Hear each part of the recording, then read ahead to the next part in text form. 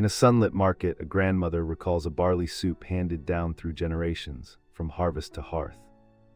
Across centuries, cooks adapted it with local grains, herbs, and smoke from open fires, shaping regional comfort.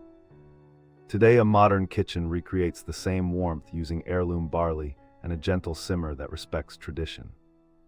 Each bite connects a traveler from the ancient city to a family table, bridging dynasties with a shared spoon. From clay pots to stainless pots, the recipe survives, evolving with taste while preserving the essence of home.